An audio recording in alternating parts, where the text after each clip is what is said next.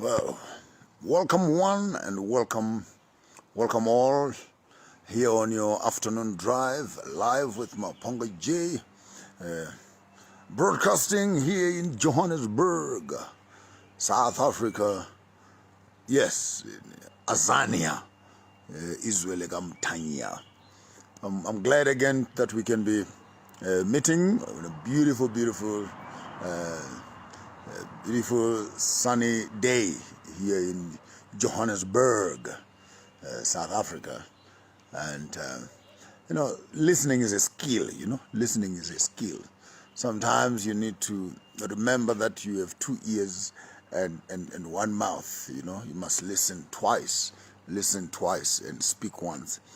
When some people talk, you need to open not only your ears but also open your spirit so that you can hear both what is being said and what is being intended to be said, so that you listen with your ears to hear but with your spirit to understand.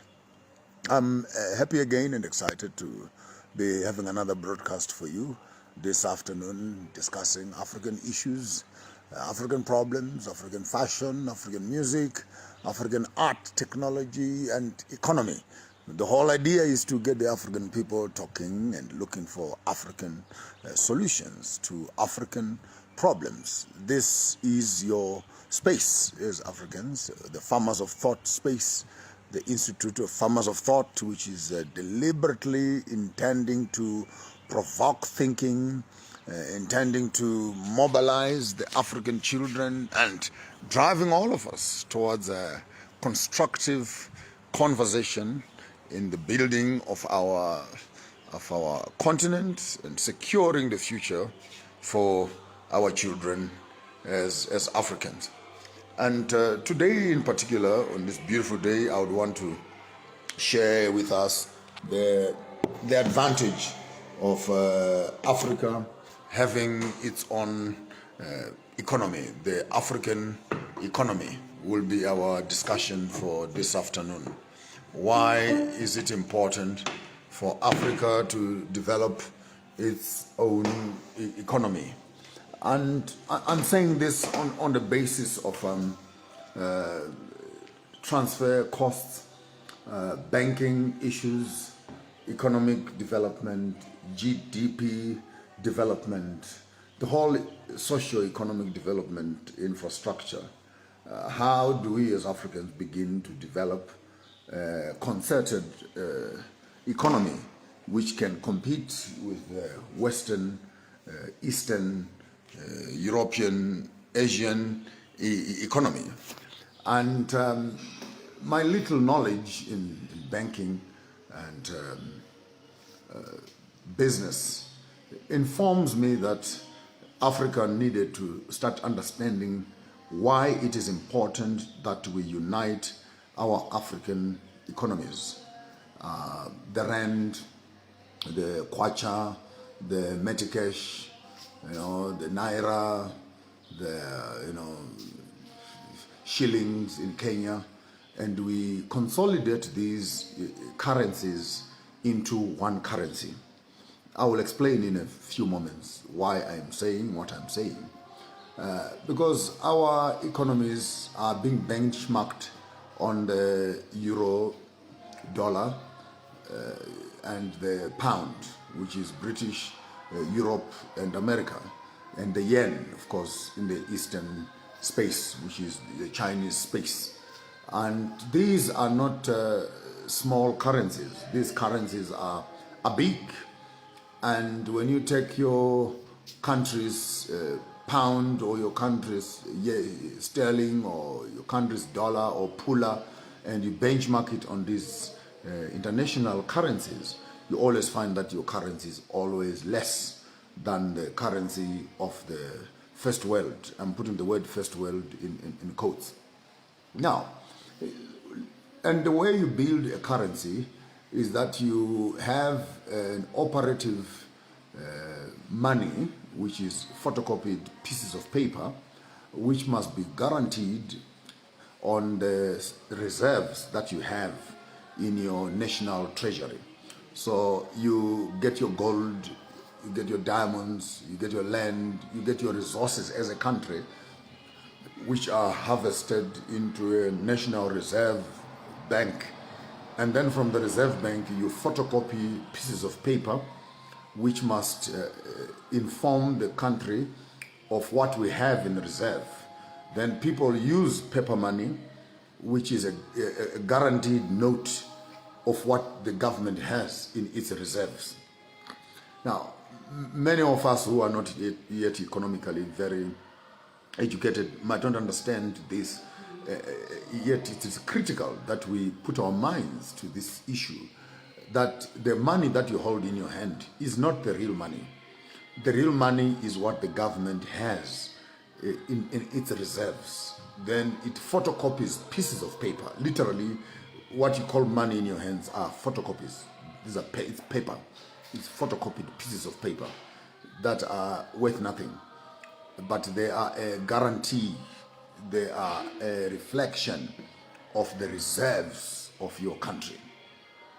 It means, therefore, that if a country, any country, particularly in Africa, can dig its own resources and have them in its hands, whether it is steel, or it is gold, or it is copper, it is cocoa, it is lithium, beryllium, carbon, bauxite, silver, whatever it is that you have in your country in its reserves, if you can dig those resources or mine those resources or harvest those resources and you have them in quantities wherever you're going to keep them, then you photocopy money that speaks to your reserves.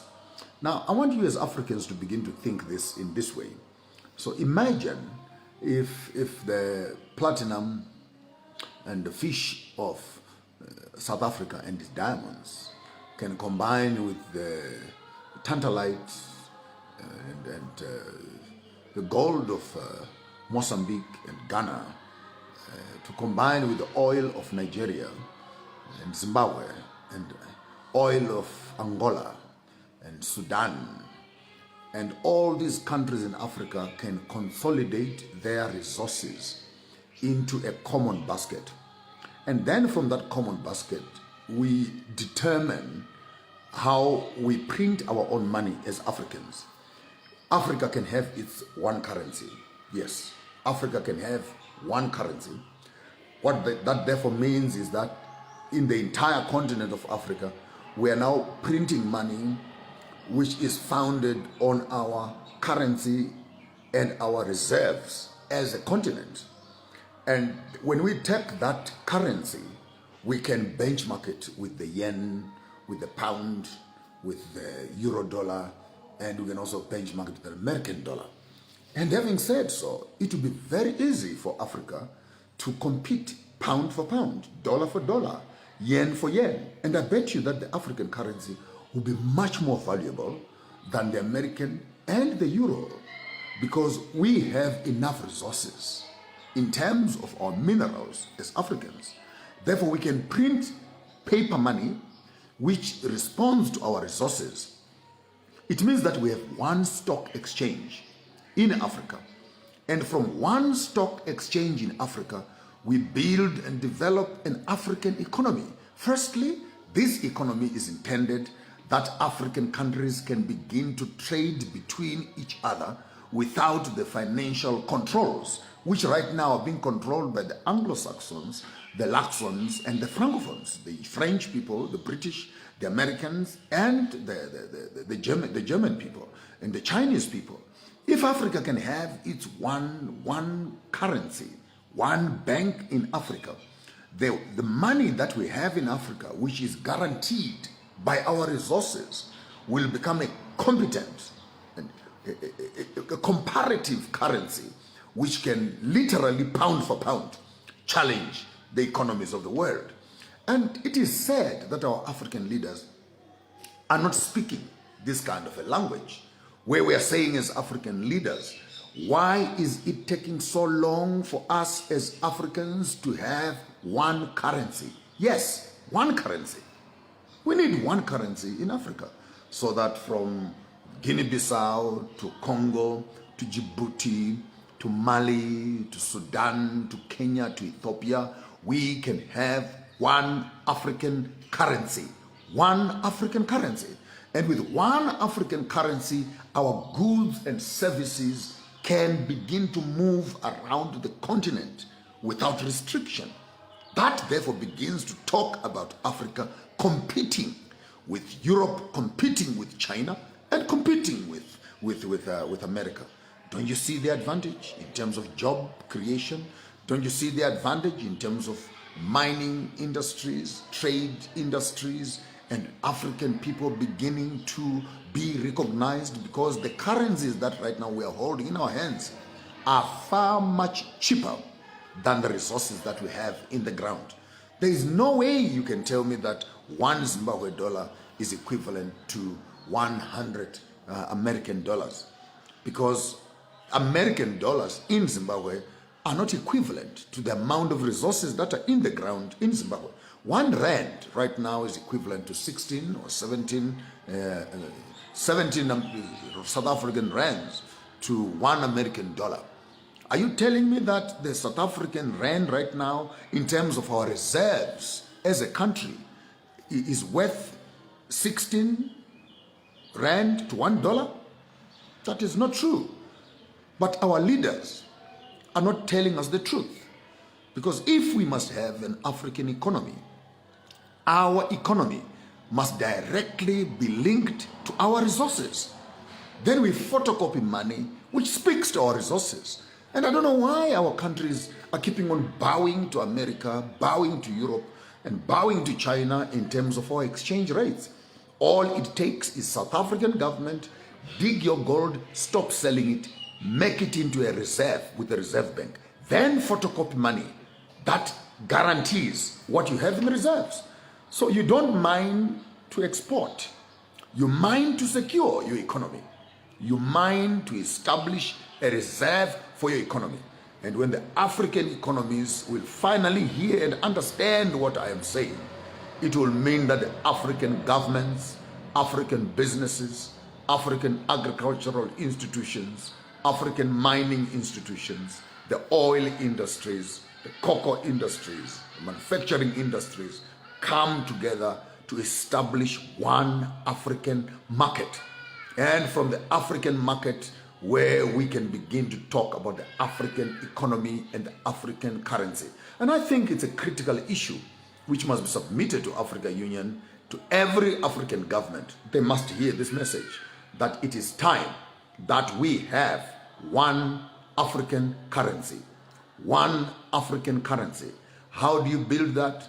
You collapse your currencies, join them into one currency, and let the African children's currency begin to be a currency which can compete with the rest of the world. So we are making an announcement, an official announcement, that it is time that the African economy unites to create for us an African economic zone where we can do business from Cape to Cairo, from Madagascar to the Atlantic Ocean, and goods and services can begin to move freely in the continent under one African currency.